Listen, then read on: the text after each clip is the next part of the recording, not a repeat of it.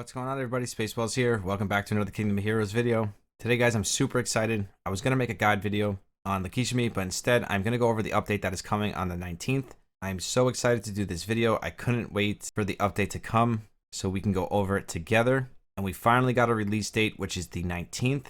They released all the stuff that is coming into the update, which I will put on the screen like I always do as I go over it. So we're going to run something in the background here. I'm going to go over each hero and rune and all of the small fixes and changes that are coming into the game, and I will post them on the screen as we go. So let's just run something here in the background. I like to do 10F personally. I feel like I get the best drops from 10F, so I like to stick with it. Let's change Mary for Media. Now, I know a lot of you guys have been getting bored with the game, and I can't blame you because I've been getting a little bored as well, but I just love to play games, and that's why on Twitch I just play so many different games so I don't get bored. And the one thing I hope after this update that they put into the game is they keep giving us quality of life changes on a consistent basis and not make us wait 2 months, 3 months for big updates. I know big updates are fun, but it's actually better for the community if they release smaller updates within a week to 2 weeks instead of making us wait months for a big update, because the game does need a lot of quality life changes, as in daily engagement, and just so many other things that I don't want to go over because I don't want to rant or anything like that, because I do love this game and I think this game has so much potential and it's such a fantastic game, fantastic graphics. I absolutely love the style of the battling and all of that. It just needs some quality of life upgrades, especially when it comes down to daily engagement, and I will leave it at that. So let's go over what's coming into the game, and I will post it on the screen for you as I go over it. So I'm going to pull it up here for myself. Now the first thing we got is our first new hero, and they're adding 7 heroes total, which is fantastic. I have like 700 summons saved, and I will definitely post it here to YouTube for you guys.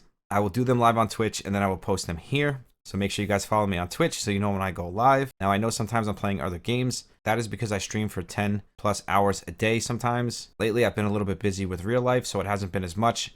But next week, I'll be getting back on my regular grind as far as YouTube and Twitch goes.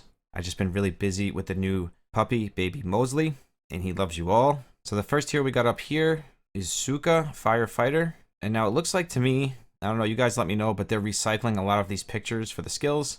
This revive that she has, which is fantastic that she has a revive. I wish they would have added a revive to Iset instead of putting another revive in the game, because Iset really needs a buff. You guys know that. But it looks like the pictures they're using, they are recycling them, because this one they've used on Lilith, Arya, and now on Suzuka. But that's fine. I don't really have a problem with that because the hero itself looks fantastic. So we got the revive here, which is Suzuka has the Reaper's Protection of Revival. If Suzuka's HP becomes 0 in battle, he will revive with max HP, occurs only once per round, and gains an increase in resistance and accuracy by 24% each.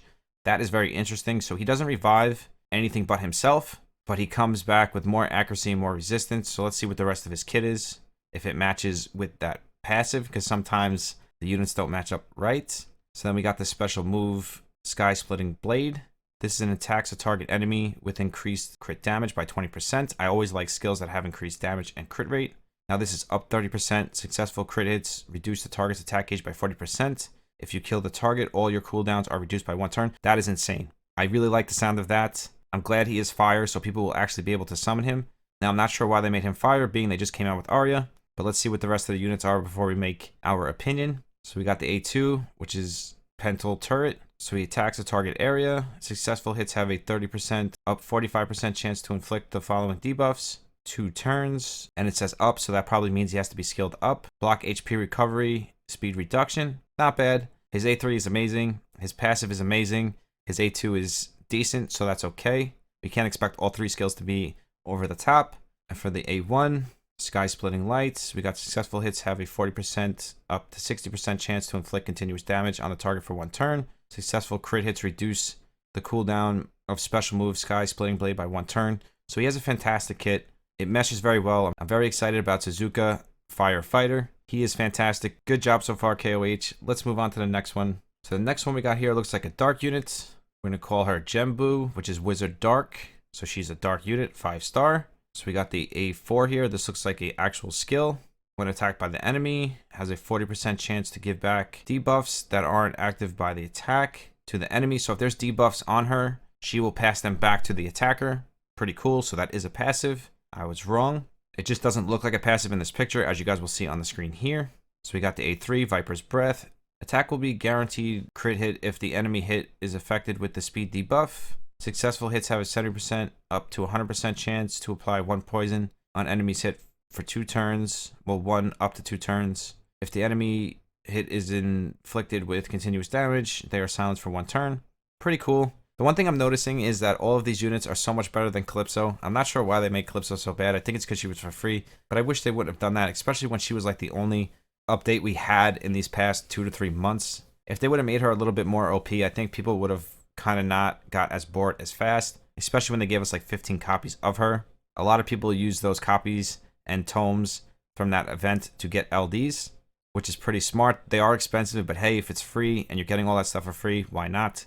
I use my tomes for runes personally, but everybody's different. So we got the A2 here. Poison intends to recover 10% up to 30% of her max HP. If she's inflicted with continuous damage or poison, she removes all of them and resets the cooldown of Viper's Breath, as well as recovering 50% of her own action gauge. Fantastic. I love these attack gauge manipulation units on themselves, on the enemies. That is fantastic. We got Dark Cloud Wind. If the enemy hit is poisoned, this attack gains increased crit damage by 20%. Successful hits have a 30 up to 45% chance to reduce the speed of enemies hit for 2 turns. Again, it sounds pretty fantastic. We won't really know how OP these units are until we get them in battle. You guys know that from experience. Sometimes it looks good on paper, but it's not good in battle. Sometimes it looks bad on paper, but it's fantastic in battle. Kind of like my man Apollyon there. You never know until you get into battle, but the way it reads, so far, so good. So let's move down here to the twins. So we got Arain and Arwen. So we got, it looks like a leader skill. So this increase all allies crit rate by 12%, goes up to 24%. We got the A3, which is Apple Triple Shields. Arain and Arwen are protected by the Apple Tree. If they are attacked within the attack radius of fangs of the tree, they have a 40% chance to counterattack. Sounds pretty awesome. Seems like they just protect each other. We got Fresh Fruits. Uses fruit from the apple tree to strengthen surrounding allies, recovering the action gauge of allies by 25%, goes up to 50%. If the ally has an active buff, its duration is increased by 1 turn. Sounds fun. Fangs of the Tree. So this hits in a target area. Successful hits have a 35 up to 55% chance to reduce the cooldown of Fresh Fruit by 1 turn. I love A1s that do stuff like this, that reduce cooldowns on the other skills. Fantastic. Every successful cooldown reduction applies 1 continuous recovery for 1 turn on the ally with the lowest HP. That is a fantastic A1. That is going to be OP for something, especially TOA hard. Can't wait to pull the twins, and they are a tree unit, so they will be pullable. So far, I only see 1 dark unit and 1 light unit, which is good. Now I see actually 2 more dark units, which is fine. I'm just glad they're adding some regular units, because the average player is not going to be able to pull an LD, especially if you look at my account when I am 36 LDs without a Nat 5 from an LD scroll. So now it looks like we got a light unit here. We got Karen Archer, and she is a light unit. So now we've seen 1 dark, 1 light. So sometimes I can't tell if these are passives or A4s until I read them, and even sometimes after that I can't really tell. So we got Karen's accuracy is increased by 10% up to 25%. If you have greater mobility than the target enemy, your attack damage is increased by 20%. That sounds like a passive, and it sounds like a fantastic one. We got the A3, 5th movement Fate. Attacks a target enemy with increased crit damage by 20%. It seems like they're really going with this increased crit damage. It seems like a theme here. And this picture looks just like the A3 on Apollyon, if you ask me.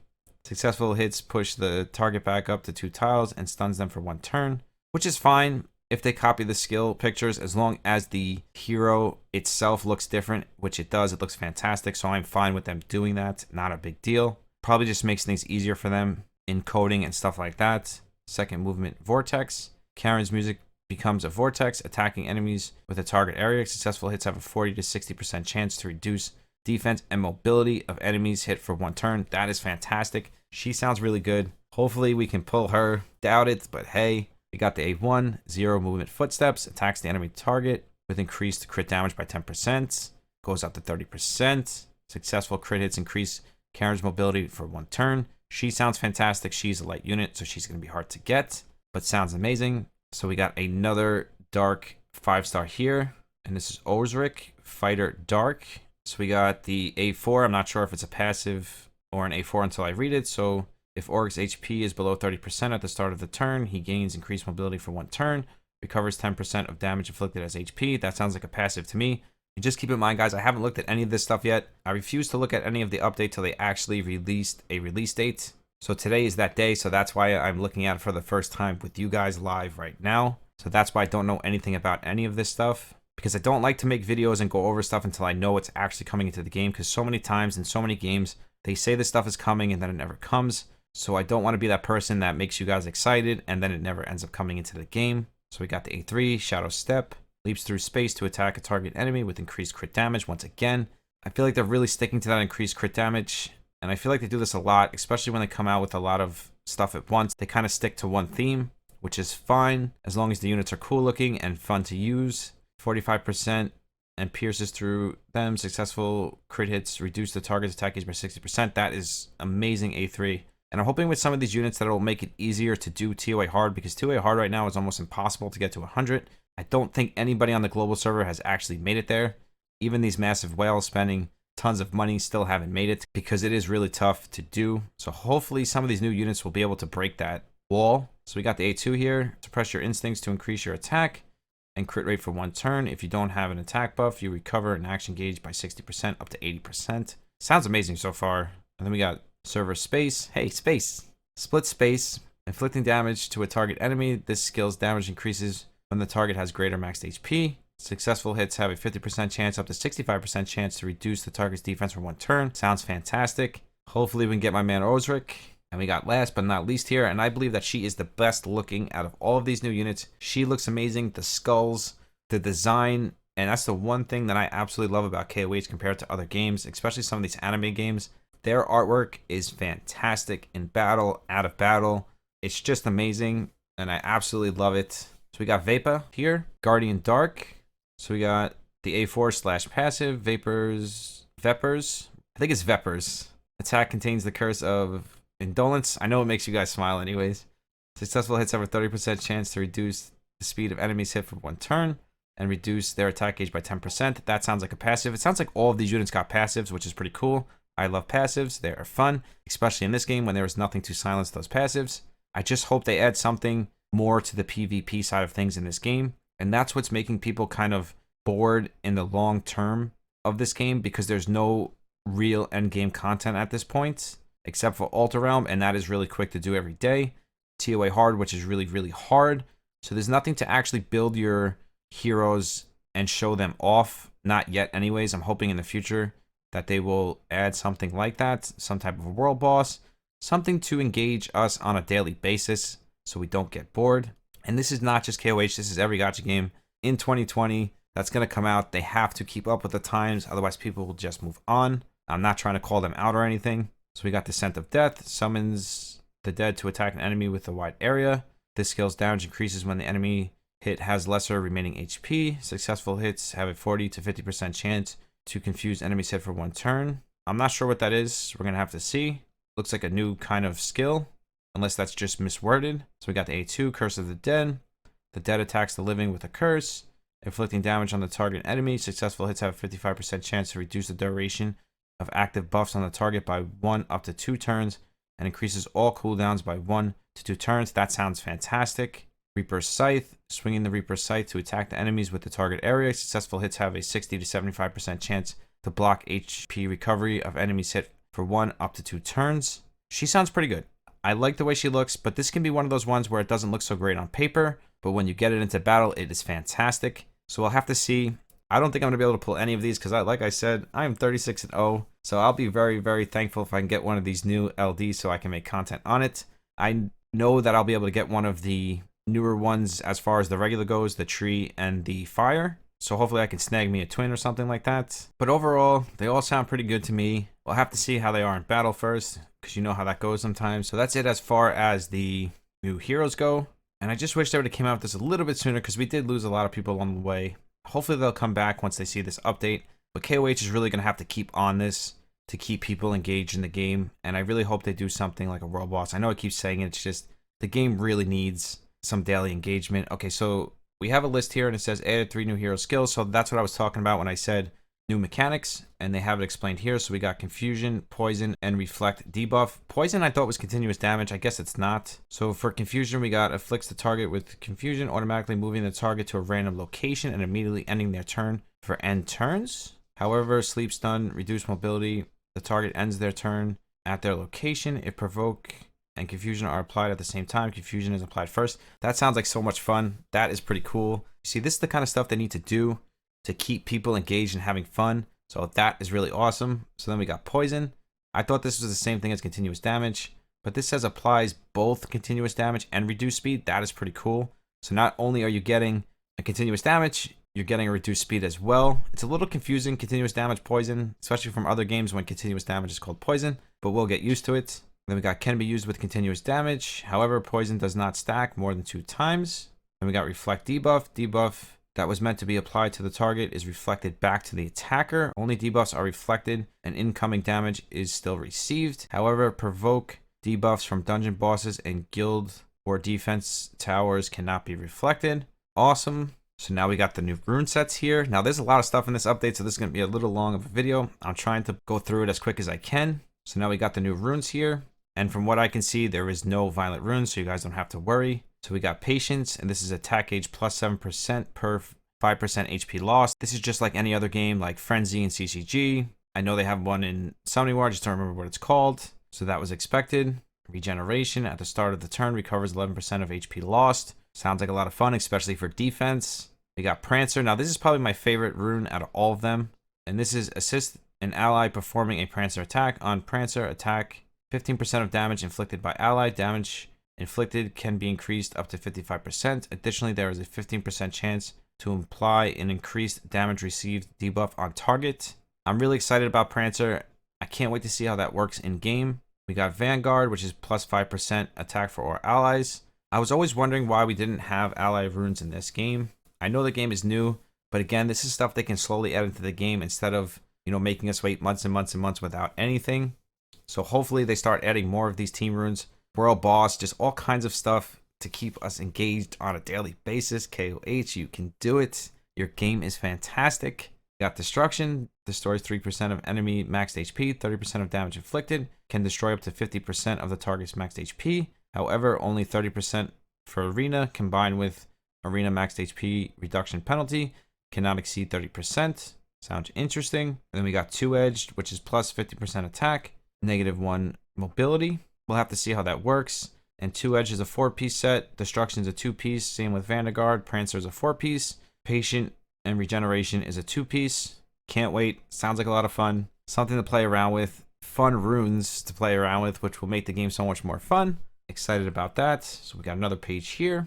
We got balanced 2 current rune sets. So counterattack, rune 2 sets. So current is 15. They're changing it to 20. Fantastic. Vampire, 4 set HP recovery amount, 30%, 35%. I don't like this because Igwe's already broken at 30%, and now you want to make this 35%. I don't think this was ever a problem. I don't know why they're doing this. I don't know if this is something for TOA hard. I don't think so. I don't think this was necessary. If anything, they should have lowered Vampire runes because of Igwe. Just my personal opinion. That scares me a little bit because now these Igwes are going to be even more toxic and OP on defense. That's like the first scary thing I've seen in this update. We'll have to see how it plays out. Fairnair's Nest, Life Charge, Havoc Swift, Vampire Regeneration. Now, I don't like this because just by reading this first line makes me think that they're not going to add new rune dungeons. I hope that's not true. Sealed Armory, they're adding Explosion. And then we got 5 new rune sets will be included as rewards for new rune dungeon that will be added in the future. Nice, but how long is the future, KOH? Explosion runes are now exclusive rewards from Altar Realm Boss, which you can only do 3 times a day. Again, it's so hard to get rewards from there, especially for new players. That's a little upsetting. Hidden strength materials, memory shards can be obtained in the Altar Realm. Again, they're pushing too much on the Altar Realm when a lot of people don't even enjoy that content. They need to come out with something else, a world boss, something that people actually enjoy. Just my opinion. Many changes to UI due to the addition of new runes, which is fine. We saw that coming. Rune crafting package items, rune management, changes made to filters, in-game help, pop-up, tutorial pop-up UI, which is fine. Just normal quality of life changes, which they should be doing all the time. Now, I don't want to be too hard on KOH here, but you kind of have to be, especially when we're waiting this long for updates. We love the game KOH, but you gotta at least, give us what we want, especially for waiting this long. So we're getting a new summoning feature. This is fantastic. I actually love this. Some people won't, but this is so good for the free-to-play player. So 1 time per month, you can select one unit, nat 5, in the 5 main elements, which is water, fire, or tree. You can't pick combined heroes, which is normal. Now, I wish they would do something more with combined heroes where they would add, holiday heroes or monthly heroes in that combined, where you could have like a week to get one, which would be a new nat 5 that they would add every month or 2 months. I wish they would do something like that. There's just so many things they can do to keep us engaged. I can go on and on and on, but I'm just going to stick to the update here. So we got when a 5-star hero is summoned, the select hero will appear first. However, 5-star hero summon rates are the same as the current hero summoned. So pretty much how this works is you're going to be able to pick a 5-star that you want. You're going to summon. 2 are going to pop up. You can either pick the one that you picked, or you can pick the one that you summoned in that summon. That is pretty awesome. Summoning rates are still the same. None of that changes. You must clear a Pacific Adventure district before you can use the select summon feature. We'll have to see. Available select summons are on the reset on the 1st of each month. Available select summons will not disappear until you summon a 5-star. If summoned, you cannot use the select summon feature anymore for that month. So pretty much what this is saying is if you pick your 5-star and then you summon an Esperanza and you don't have her and you pick the Esperanza instead of the one that you picked as your picker, you will lose that for the rest of the month, which is fine. Unlike heroic summon, guaranteed 1 4-star and up does not apply in the select summon times 10 summon. So it looks like this is a totally different summoning feature. I hope you still get LDs from it. We'll have to see. Pretty neat though. If you're looking for a Pacific unit like me, where I have every single unit except Muse and Whitebeard, and let's say I wanted Muse, I can pick her as my picker and maybe get her along the way. Because the chances of me getting her now, it's like 1 out of 23. And when they add these new ones, it's going to be even more. So let's keep going here. So we got the battle changes in Arena. In-game battle UI has been improved so that you can intuitively enjoy the battle. Improved pause function for in-game battle. Again, this is stuff I think they should be adding on a weekly basis. Improved pause function for in-game battle. Change the pause mode when coming back to the KOH app after minimizing it. Again, these are just quality of life changes. I'm not going to get too much into it. Those are fantastic and everything, but we don't really care too much about those. Those we should have all the time. This is pretty fantastic. We get a ×3 instead of a ×2. Thank you so much, KOH, for doing that. Now we can speed farm even faster. I love that. Clear Adventure District 5/7 Conqueror to unlock ×3 battle speed. Fantastic. Max level heroes do not share XP at the end of the battle. Fantastic. Again, these are some awesome quality of life changes. TOA element Pacific TOA floors have been increased to 300 and added clear rewards for each floor. We'll have to see. That sounds pretty awesome. Achievements expanded path to guide 8. Added guides for crafting, combining heroes. Beautiful. Helps new players even more.